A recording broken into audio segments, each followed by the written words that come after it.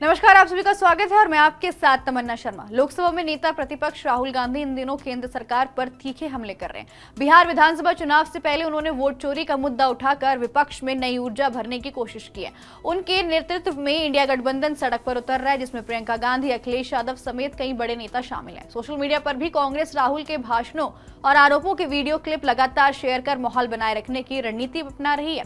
वही राहुल का आरोप है कि प्रधानमंत्री मोदी ने बीजेपी और चुनाव आयोग की मिलीभगत से वोट चोरी कर तीसरी बार सत्ता हासिल किया। चुनाव आयोग ने उनसे इन आरोपों के सबूत मांगे हैं। ये सीधा हमला न सिर्फ पीएम मोदी बल्कि चुनाव आयोग पर भी है, लेकिन इसके बावजूद जनता बड़े पैमाने पर राहुल के समर्थन से सड़क पर उतरती दिखाई दे रही है। जो प्रदर्शन हो रहे हैं उसमें जिम्मेदार विपक्षी नेता हैं, जबकि जनता में वैसा आक्रोश नहीं दिख रहा है जैसा 2G स्कैम के समय था। वही राजनीतिक विशेषज्ञों का मानना है कि इसका एक बड़ा कारण कांग्रेस की पुरानी छवि हो सकती है। जनता के मन में अब भी 2G स्कैम जैसे घोटालों की छाप बनी हुई है। सत्ता से दूरी हुई कांग्रेस को लंबा समय हो गया, लेकिन इन मामलों से उसकी छवि मिट नहीं पाई है। भाजपा के 10 साल से ज्यादा के शासन के बावजूद कांग्रेस जनाक्रोश में विफल रही है। राहुल गांधी के आरोप भी नए नहीं माने जा रहे हैं, क्योंकि वोटर लिस्ट और मतदान प्रक्रिया को लेकर सवाल पहले भी उठते रहे। चुनाव आयोग और सुप्रीम कोर्ट दोनों ही ये मान चुके हैं कि इतनी बड़ी प्रक्रिया में कुछ गलतियां होना स्वाभाविक है। वहीं कुछ लोग ये भी तर्क देते हुए नजर आ रहे हैं कि जब कांग्रेस सत्ता में थी तब भी वोट कैप्चरिंग जैसी घटनाएं नजर आई थी, इसलिए राहुल के आरोपों में जनता को कोई ताजगी नहीं दिखाई दे रही है।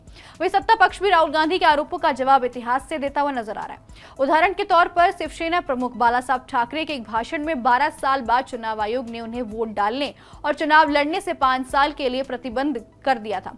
इसके बाद ठाकरे का नाम वोटर लिस्ट से हटा दिया गया, जबकि कोर्ट ने सिर्फ 10,000 रुपए का जुर्माना लगाया था।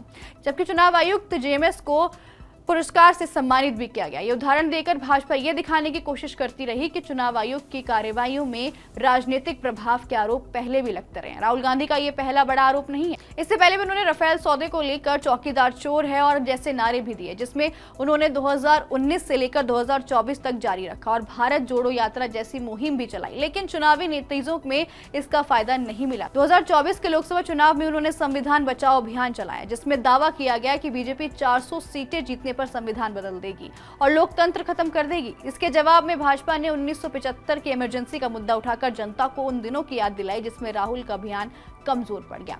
राहुल समय समय पर चीन के कब्जे का मुद्दा भी उठाते रहे हैं। उनका आरोप रहा है कि चीन ने हमारी कई वर्ग किलोमीटर की जमीन पर कब्जा कर लिया है। इन बयानों पर सुप्रीम कोर्ट ने भी उन्हें फटकार लगाई और पूछा है कि ये जानकारी उन्हें कहां से मिली है और अगर वह सच्चे भारतीय होते तो ऐसा नहीं कहते। जनता ने भी इस मुद्दे को उतना महत्व नहीं दिया। कुल मिलाकर बात की जाए तो राहुल गांधी विपक्ष को एकजुट करने और बड़े मुद्दे उठाने में सक्रिय हैं, लेकिन उनकी कोशिश के बावजूद जनता के बीच वह जुड़ाव और गुस्सा पैदा नहीं हो पाया जो सत्ताधारी दल के लिए खतरा बन सके। कांग्रेस की पुरानी छवि और जनता का अतीत का अनुभव प्रभावित नजरिए से सामने आ रहा है कि राहुल गांधी के आरोप सड़कों पर जन आंदोलन का रूप नहीं ले पा रहे। विपक्ष भले ही सोशल मीडिया और राजनीतिक मंचों पर सक्रिय हो, लेकिन जनता के दिल तक पहुंचने में अभी तक उन्हें लंबा समय लगने वाला है। आपकी इस पूरी रिपोर्ट को लेकर क्या कुछ है, हमें कमेंट बॉक्स में जरूर बताइएगा। तब तक के लिए बने रहिए हमारे साथ।